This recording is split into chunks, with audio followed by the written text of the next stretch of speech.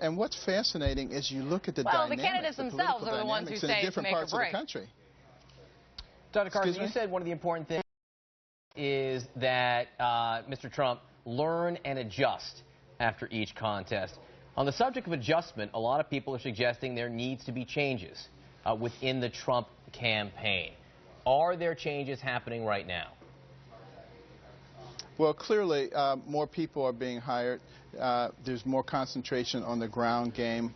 There's going to be more concentration on the delegates. You know, the fact of the matter is, there is a game that has to be played.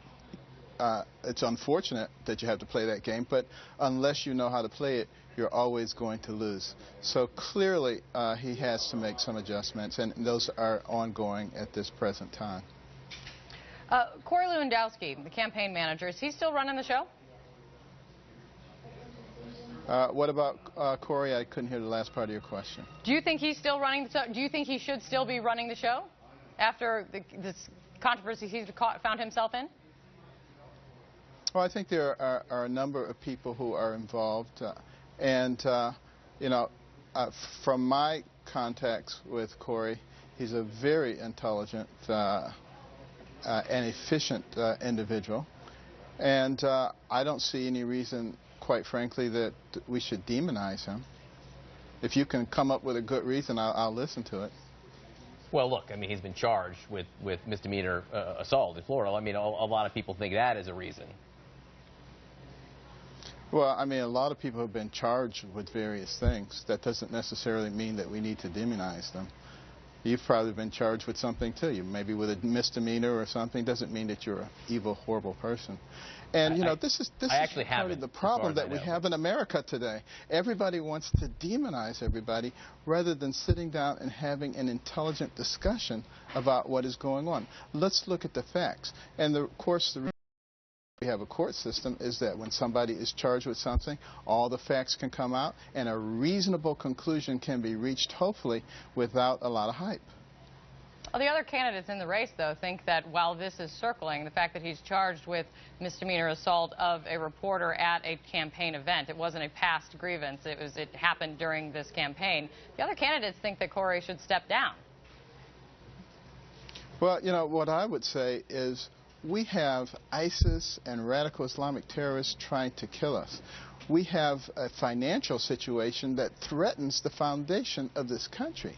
We've got internal strife. These are the things that are important.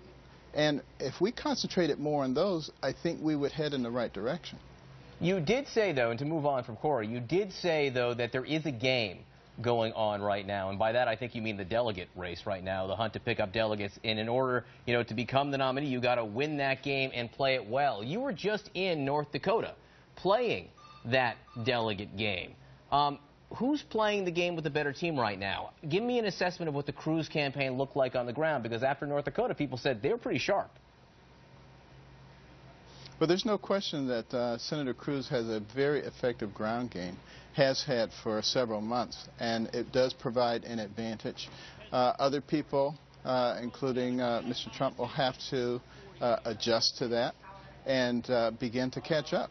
There's no question about it. He does recognize that, and the appropriate adjustments are being made. It's like any organism that is going to survive. If there's a change in the environment, you have to adapt to it or you perish. What's your role in the organism, to continue with your description? You went to North Dakota to fight for delegates, to plead for delegate support. What's your role in the delegate fight going forward? Well, you know, my role, quite frankly, you know, is to try to help. You know, I've talked with Donald Trump. We both want to save America. We want to do whatever we can to save America. Some people think it doesn't need saving and that it's doing just fine. But the fact of the matter is, if we look historically at where we've been and how we've risen and where we are now and where we're heading, yes, we absolutely are in trouble. And I think most people would recognize that. So I will do what I can do to help save it. And I happen to believe that of the people who are running, that he's the one who's most likely to do it, because I think that part of our problem is whether they're Democrats or Republicans, we've had people who are part of the system, who can be controlled by the system. And that is why people in Washington, many of them and many of the elites, don't like Donald Trump, because he's not one that they can control. You say he's the one most likely to do it. Clear that you are endorsing him and working very hard for him across the country. But I want to give you a chance to clarify a statement you made in an interview over the weekend where you said that, while he might be good, he's not the best, or there are probably people who would be better to run. Let me read you what you said. Nobody believes in the government anymore. Everybody believes that we are weak. We are weak on the world stage. We're not doing things that make sense economically, and he's probably the person who is most likely to do that. Are there better people? Probably. But one of the things that we have to do is broaden the pool from where we select our leaders. Are there better people? Probably.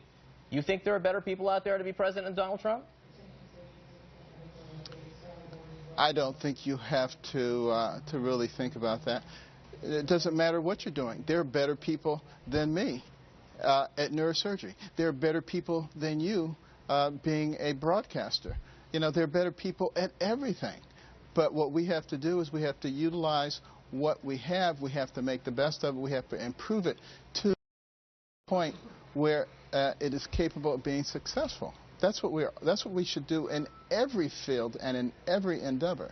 That's one of the reasons that I've spent so much time in the educational arena, you know, trying to get the most out of each one of our students, each one of our citizens, because they will contribute to the strength and fabric of our country. But when you say that there probably are better people out there, did you have someone in mind? I don't think that that's a useful place to go. But it's an obvious statement. You brought it up. Just like I would say, if you drop a brick off of a building, it's going to fall. Obviously, there's always going to be someone who's better at virtually anything.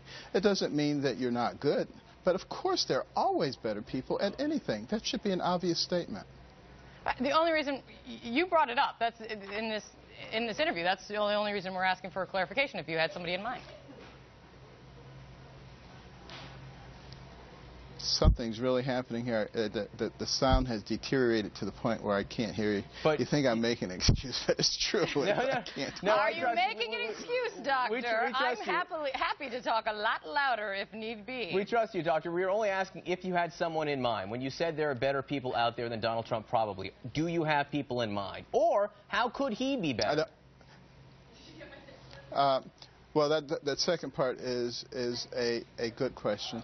How can any candidate be better? There's always more things to learn.